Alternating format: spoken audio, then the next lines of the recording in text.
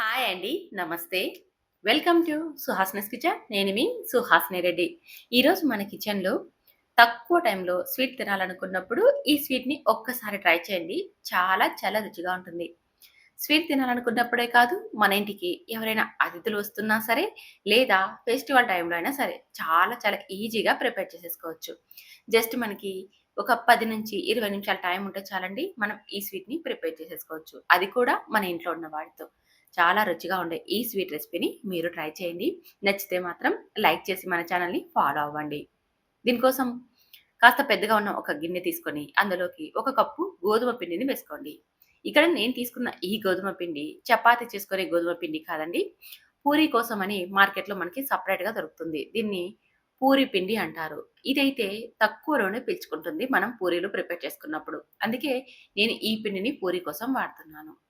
మీరు కావాలంటే రెగ్యులర్‌గా చేసుకునే చపాతీ పిండినైనా వాడుకోవచ్చు. ఇక్కడ ఈ పిండిలోకి చిటికెడు ఉప్పును వేసుకోవాలి. మనం స్వీట్ కోసమైనా సరే కాస్త ఉప్పును వేసుకున్నామంటే పిండి అనేది చప్పిడిగా లేకుండా ఉంటుంది. తర్వాత 2 స్పూన్ల నూనెను వేసేసుకొని ఇదంతా బాగా కలిసేలాగా కలపండి. చూడండి ఈ విధంగా. ఆయిల్ అంతా కూడా పిండికి బాగా అంటుకోవాలి. తర్వాత ఇందులోకి కొద్ది కొద్దిగా నీళ్ళని వేసుకుంటూ పిండిని రెగ్యులర్‌గా పూరికి ఎలా అయితే పిండిని తడుపుకుంటామో ఆ విధంగా తడపండి.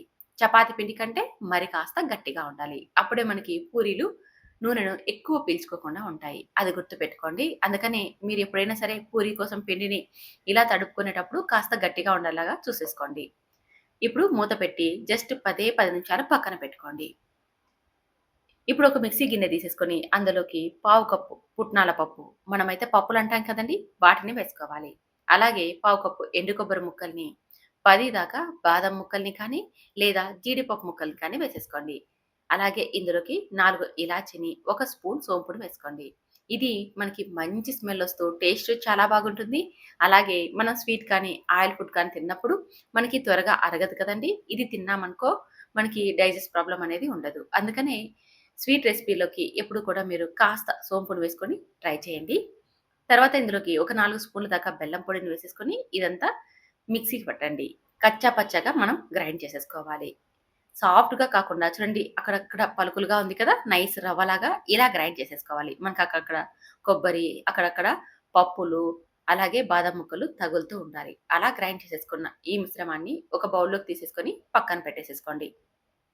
ఇప్పుడు స్టవ్ మీద ఒక గిన్నె పెట్టుకొని అందులోకి హాఫ్ కప్పు బెల్లం తురుము తీసుకోండి. మనం గోధుమ పిండిని తీసుకున్నాం కదండీ! అదే కప్పుతో హాఫ్ కప్పు బెల్లం తురుము, ఒక కప్పు నీళ్ళని వేసుకోండి. హాఫ్ కప్పు బెల్లం తురుముకి ఒక కప్పు నీళ్లు వేసుకున్నారంటే సరిపోతుంది. ఇదంతా లో ఫ్లేమ్‌లో పెట్టి కలుపుతూ మరిగించండి. చూడండి బెల్లం అంతా కరిగిపోవాలి. ఇలా ఉడుకుతున్నప్పుడు మూత పెట్టి స్టవ్ మీద నుంచి దించి పక్కన పెట్టేసేసుకోండి. ఈలోపు మనకి 10 నిమిషాలు టైం అయిపోయింది. చూడండి పిండి అనేది సాఫ్ట్‌గా అయిపోయింది. మనం 10 నిమిషాలు పిండిని నానబెట్టుకుంటే సరిపోతుంది. పూరికి ఎప్పుడు కూడా పిండిని ఎక్కువ సేపు నానబెట్టకూడదు. అలా నానబెట్టేసామంటే పూరి అనేది ఆయిల్‌ని ఎక్కువగా పీల్చుకొని మనకి చాలా చాలా ఆయిలీగా ఉంటాయి. అందుకని ఎప్పుడైనా సరే మీరు పూరి కోసం పిండిని ఎక్కువ సేపు నానబెట్టుకోకుండా 5 లేదా 10 నిమిషాలు నానబెట్టేసేసుకొని వెంటనే పూరీలను తయారు చేసేసుకోండి.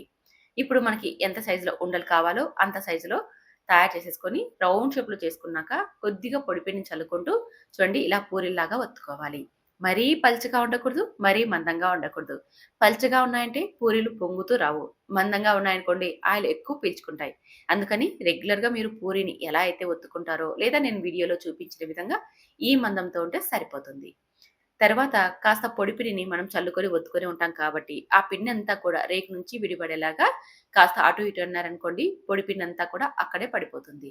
ఇప్పుడు స్టవ్ మీద డీప్ ఫ్రైకి సరిపడా ఆయిల్ పెట్టి, ఆయిల్ బాగా వేడెక్కినప్పుడు ఇందులోకి ఒక్కొక్క రేకును వేసుకుంటూ, ఇలా గరిటెతో మనం ప్రెస్ చేశామంటే ఆయిల్‌లో బాగా పొంగుతూ వస్తాయి.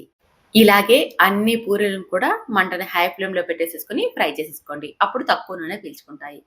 ఇలా తీసేసిన ప్రతి పూరీని కూడా మీరు ఒక గిన్నెలోకి వేసేసుకోండి. గిన్నెలోకి వేసుకొని ఒకదాని మీద ఒకటి వేస్తూ వచ్చారు అంటే పూరీలు మనకి మెత్తగా ఉంటాయి. ఇక్కడ మనం చేసుకునే రెసిపీకి పూరి అనేది గట్టిగా కరకరలాడుతూ ఉండకూడదు. మనకి మెత్తగా ఉండాలి. ఇక్కడ పూరి రంగు మారింది కదా! కరకరలాడుతుందేమో అని అనుకోకండి. మనం పూరీలను ఒకదాని మీద ఒకటి వేసేసామనుకోండి బౌల్‌లోకి అవన్నీ కూడా మెత్తగా అయిపోతాయి. ఇలా అన్నీ ఒక బౌల్‌లోకి వేసేసుకొని ఇలా కాస్త గట్టిగా అదిమారు అంటే పూరీలన్నీ కూడా మనకి మెత్తగా అయిపోతాయి. ఇలా అన్నీ తయారు చేసేసుకొని పక్కన పెట్టేసేసుకోండి. ఇప్పుడు ఒక అన్నం తినే ప్లేట్ ఉంటుంది కదండీ! ఆ ప్లేట్‌ని తీసేసుకోండి. అందులోకి మనం బెల్లం సిరప్‌ని ప్రిపేర్ చేసి పెట్టుకున్నాం కదా! ఆ సిరప్‌ని స్టెయినర్ సహాయంతో వడగట్టండి. వడగట్టడం వల్ల మనకి బెల్లంలో ఇసుక, చెత్త ఉంటే అవన్నీ కూడా స్టెయినర్‌లో ఉండిపోతాయి. ఇలా మనం ప్లేట్‌లోకి ఎందుకు వడగట్టుకున్నాము అంటే, మనం ఇప్పుడు ప్రిపేర్ చేసి పెట్టుకున్నాం కదండీ! పూరి రేకుల్ని ఇందులో ముంచి తీసుకోవాలి.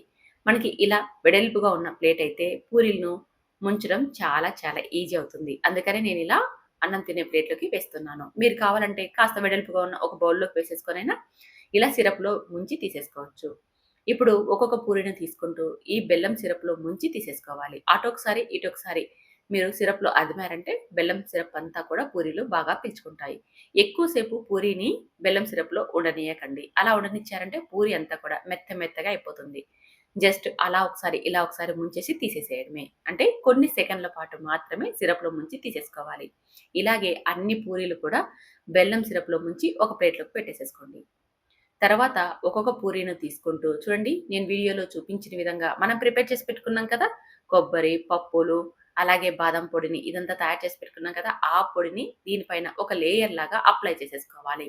మీరు కావాలంటే పైన డ్రై ఫ్రూట్స్‌ని కూడా అదేనండి మన దగ్గర ఉన్న బాదం పప్పు, జీడిపప్పు వీటన్నిటిని కూడా చిన్న చిన్న ముక్కలుగా కట్ చేసైనా మీరు మిడిల్‌లో స్టఫ్ చేసేసుకోవచ్చు.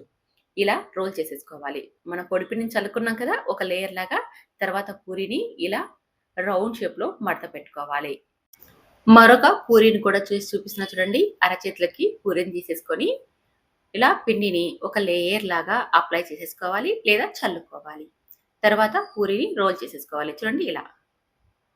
ఇలా రోల్ చేసేసుకొని అన్నీ కూడా ఒక ప్లేట్‌లోకి మనం పెట్టేసేసుకోవడమే. మిగిలిన పూరీలన్నీ కూడా ఇలా మిడిల్‌లో పౌడర్ వేసేసుకొని, స్టఫ్ చేసేసుకొని, రోల్ చేసేసుకొని పెట్టేసేసుకోవడమే. ఇలా అన్నీ తయారు చేసుకొని ఒక ప్లేట్‌లోకి పెట్టేసేసుకోండి. ఇవి స్వీట్ అనేది ఎక్కువగా ఉండదు. లైట్ స్వీట్‌తో చాలా చాలా బాగుంటాయి. మీరు ఈ స్వీట్ తిన్నాక పూతరేకులు తిన్నారనుకోండి, ఆ స్వీట్ మీకు అస్సలు నచ్చదు. అంత టేస్టీగా ఉంటాయి ఈ పూరీలనేది. పైన మనకి నచ్చినట్టుగా డెకరేట్ చేసేసి సర్వ్ చేసేసామంటే చాలు. ఇంటికి వచ్చిన అతిథులైనా సరే, ఇంట్లో ఉన్న వారైనా సరే, ఈ స్వీట్‌కి అలాగే మీ వంటకి ఫిదా అయిపోతారు. అంత రుచిగా ఉంటాయి. చూసారుగా ఎంత తక్కువ టైంలో మనం ఈ స్వీట్‌ని ప్రిపేర్ చేసేసుకోవచ్చో. మీకు ఇంకొక సలహా కూడా ఇస్తా. మనం ఎప్పుడైనా బ్రేక్‌ఫాస్ట్ కోసం పూరిని ప్రిపేర్ చేసుకుంటూ ఉంటాం కదా! అలా పూరిని ప్రిపేర్ చేసుకున్నప్పుడు కూడా ఈ బెల్లం సిరప్‌ని తయారు చేసేసుకొని, మనం ఇలా కూడా పూరిని స్వీట్ పూరిగా తయారు చేసేసుకోవచ్చు. అంటే రెగ్యులర్‌గా బ్రేక్‌ఫాస్ట్ కోసం చేసే పూరీలతో కూడా మనం ఈ స్వీట్‌ని ప్రిపేర్ చేసేసుకోవచ్చనమాట. 2 బెనిఫిట్స్ ఉంటాయి. మనం మార్నింగ్ టైమ్‌లో బ్రేక్‌ఫాస్ట్‌గా తయారు చేసేసుకోవచ్చు. అలాగే అదే పూరీలతో మనం స్వీట్‌ని కూడా ప్రిపేర్ చేసేసుకోవచ్చు. ఒక్కసారి ట్రై చేయండి. చాలా చాలా రుచిగా ఉంటుంది ఈ స్వీట్ అనేది. మనకి తినాలనుకున్నప్పుడైనా సరే, ఇంటికి అతిథులొస్తున్నా సరే, లేదా ఫెస్టివల్ టైమ్‌లో అయినా సరే, చాలా చాలా ఈజీగా చేసుకునే ఈ రెసిపీ మీరు ట్రై చేస్తారు కదూ! ట్రై చేసిన తర్వాత టేస్ట్ ఎలా వచ్చిందో కామెంట్ చేయండి. నచ్చితే మాత్రం లైక్ చేసి మన ఛానెల్‌ని ఫాలో అవ్వండి.